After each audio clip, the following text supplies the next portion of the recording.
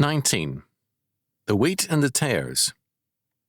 Chalcedon Position Paper, number 154, August 1992.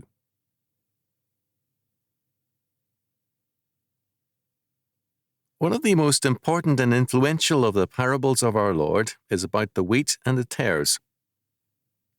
It's a very simple parable, and our Lord himself gives its explanation. Matthew chapter 13, verses 24 to 30, 36 to 43. All the same, at 2 points people have had problems with its meaning. First, does it apply to the end of the world or not? Verse 39. The word translated as world is literally aeon or age.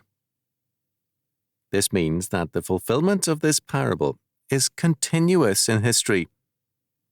In age after ages, tares are in the kingdom, and God himself deals with this problem at the end of an era, a time of judgment. This means that there are a number of such uprootings in history, culminating in the Last Judgment. The parable applies to our time. The age of humanistic statism is nearing its grim end, and God will bring about a great cleansing. Second, what is the field? Our Lord identifies it in verse 24 as the kingdom of heaven, God's absolute and total realm. In verse 38, the field is called the world, the cosmos. Since the earth is the Lord's, Psalm 24, verse 1, and the entire creation is his handiwork, the field is inclusive of all things, the church, the earth, and all creation. Two kinds of seeds are involved. The sower of the good seed, the children of the kingdom, is Jesus Christ. The tares are the children of the wicked, sown by the devil. As early as in the days of the early church, Jude, our Lord's brother, tells us that the ungodly had crept into the church. Jude, verse 4. Otto, Bishop of Freising, in The Two Cities, a chronicle of universal history to the year 1146 AD, said of the city of God and the evil city of man that the two had but one history, the church. The church was so fully mixed it seemed that there was a radical confusion of what was Christ's and what was Satan's. The church was no longer the representative of the city of God. I seem to myself to have composed a history, not of two cities, but virtually of one only, which I call the church. Prologue to the 5th book. Bishop Otto saw the Tower of Babel as the true forerunner of the apostate church. Again and again the tares have been sown within the church, and in age after age, our Lord has cleansed his temple. But this has not been a futile cycle. With each time of cleansing and reformation, advances have been made. We are therefore the heirs of the ages, heirs of the cleansing and the reforms which the Lord of the Church has made through his servants. When, however, men exalt the Church and equate it with Christ, we had better beware. The Church is the servant of the Lord, not the Lord himself. In our time, we see heresies and immoralities abound within the Church. Modernism, indifferentism, child molestation, a hostility to sound doctrine, antinomianism, and so on and on.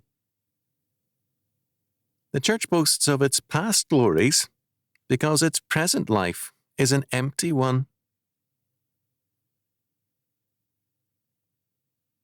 Recently, 2 days in a row, I heard from persons subjected to harsh discipline because they had called attention to evils committed by those in authority. Although in the right, a fact none challenged because they wanted silence on the issues, they were accused of having murder in their hearts. Therefore, they had to repent and seek forgiveness in terms of Matthew chapter 5, verse 22. No attention was paid to our Lord's plain condition. The anger had to be without cause. The twisting of Scripture to justify evil is a serious offence. To use civil law to do evil is very wrong. How much more so if we use God's law words to cover our evil actions and intentions? How does the church come to so evil a position? Our Lord gives us the answer. While men slept. Where Christ's law word is concerned, the church is too often asleep. What men want of the church is an insurance policy guaranteeing heaven. Having that, they want to be able to forget the fine print in their insurance policy. Why is there this recurring fact of reformation and an evil infestation? The coming of Christ's kingdom is a process of growth, sifting, and judgment. The issues of history are not resolved in a generation, nor in an age. In more than one parable of Matthew chapter 13, the fact is clear that there are times of harvest.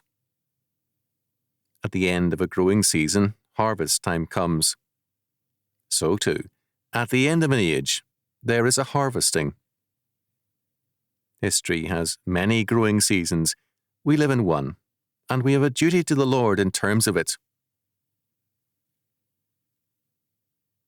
A very important aspect of this parable is the fact that the Lord forbids his servants from going after the tares, that is, to uproot them. Repeatedly over the centuries, commentators have made clear that these words, verses 18 to 30, do not forbid church discipline. What our Lord requires elsewhere is not invalidated by these words. What is meant then? The harvest is at the end of the age. It cannot be brought about prematurely. All too often over the centuries, churchmen have sinned by seeing their time as the end time, and they act on that assumption, thereby neutralizing Christian faith in action. We are required to do our vineyard work and to leave the harvesting to the Lord. It is His world, not ours.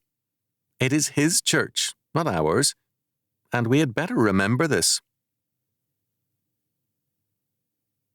The old saying states the matter well. The duties are ours. The results are in the hands of the Lord. Leave it there. Meanwhile, remember, the church is not a new Garden of Eden. It is full of tares. You cannot do your duty to the Lord if you fail to recognize this fact. Remember, too, that the good seed grows. Growth or sanctification is much neglected in our time. We live in an era of indecision within the church, an unwillingness to act and to grow. The church is suffering from a very serious cause of constipation, no movement. Too many church members, instead of being more than conquerors, Romans chapter 8, verse 37, are less than men. They are a sluggish army in retreat and too dull to know what is happening. Wherefore, he saith, Awake thou that sleepest, and arise from the dead, and Christ shall give thee light. Ephesians chapter 5, verse 14. We are in a war, and we cannot escape it by hiding in the church. It's there.